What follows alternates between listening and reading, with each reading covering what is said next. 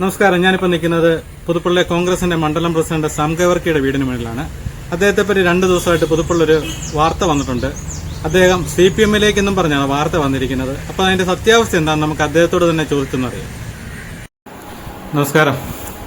നമ്മുടെ മണ്ഡലം പ്രസിഡന്റിനെ പറ്റി ഒരു ഗുരുതരമായ ഒരു ആരോപണമാണല്ലോ പുതുപ്പള്ളിലൊക്കെ ചർച്ച ചെയ്യുന്നത്. അതിനെപ്പറ്റി ഒന്ന് അറിയാൻ വേണ്ടി ഞാൻ വന്നതാണ്. അതിനെപ്പറ്റി ഒരു സത്യാവസ്ഥ എന്താണ്? നമസ്കാരം. കഴിഞ്ഞ കുറേ ദിവസങ്ങളായിട്ട് പുതുപ്പള്ളിയിലെ ചില വാർത്താ മാധ്യമങ്ങളിൽ പുതുപ്പള്ളി കോൺഗ്രസ് മണ്ഡലം പ്രസിഡന്റ് സാം ഗവർക്കി CPM-ലേക്കോ എന്നൊരു ചോദ്യചിഹ്നം വിട്ട് മനുഷ്യരുടെയൊക്കെ മനസ്സിലൊരു സംശയം ഉളവാക്കുന്ന രീതിയിലുള്ള വാർത്ത പ്രചരിപ്പിച്ചുകൊണ്ടിരിക്കുകയാണ്. യാതൊരു കാരണവശാലും ഞാൻ ഇന്നുവരെ CPM-ലോ അല്ലെങ്കിൽ BJP-ലോ വേറെ ഒരു പാർട്ടിയിൽ പോകുന്ന കാര്യം ഇന്നുവരെ ഞാൻ ആലോചിച്ചിട്ട് പോലുമില്ല.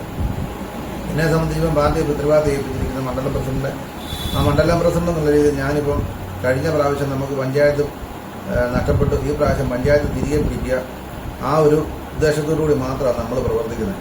അങ്ങനെ ചില ഗൂഢസംഘങ്ങൾ ഇതിന്റെ പുറകിൽ കളിക്കുന്നുണ്ട്. അവർ തയ്യാറാക്കിയിരിക്കുന്ന വാർത്തയാണ്. കാരണം നമ്മുടെ ജനങ്ങളുടെ ഇടയിലും അതുപോലെ തന്നെ പ്രവർത്തകരുടെ ഇടയിലും ഒരു അമ്പരപ്പുണ്ടാക്കുക. നേതൃത്വം നൽകുന്ന ആൾ CPM-ലേക്ക് പോകാന്ന് പറയുമ്പോൾ ഒരു അമ്പരപ്പും അതുപോലെ ഒരു വാർത്ത ഉണ്ടാക്കും. ആ ഒരു ഉദ്ദേശം മാത്രമേ ഉള്ളൂ. അല്ലാതെ ഇതിന്റെ അതൊരു നിജസ്ഥിതിയില്ല. എൻ്റെ പ്രാപ്തിക്കനുസരിച്ച് ഇതുവരെ കോൺഗ്രസിന് വേണ്ടി പ്രവർത്തിക്കുക. ഞാൻ വളരെ ചെറുപ്പത്തിൽ ഇവിടെ കരിയാർ തോമസ് സ്ഥാനാർത്ഥിയായിട്ട് മത്സരിക്കുന്ന സമയത്ത് ഇവിടുത്തെ 9ാം വാർഡിലെ കോൺഗ്രസ് പ്രവർത്തകരോടൊപ്പം പ്രവർത്തനം തുടങ്ങിയതാണ്.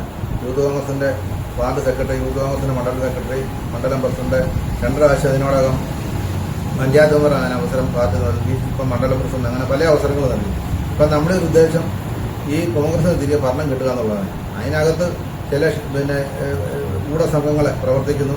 അതുകൊണ്ടാണ് ഇങ്ങനത്തെ ഈ വാർത്തകളൊക്കെ വന്നിരിക്കുന്നത്. ഈ വാർത്തയ്ക്കകത്ത് ഒരു സത്യവുമില്ല. ഞാൻ എൻ്റെ പ്രാപ്തിക്കനുസരിച്ച് മുമ്പോട്ടും കോൺഗ്രസിന് വേണ്ടി പ്രവർത്തിക്കും. അതുപോലെ കോൺഗ്രസിന്റെ ഒരു പ്രവർത്തനമായിട്ട് മുമ്പോട്ട് പോകാനാണ് ഞാൻ ഉദ്ദേശിച്ചിരിക്കുന്നത്.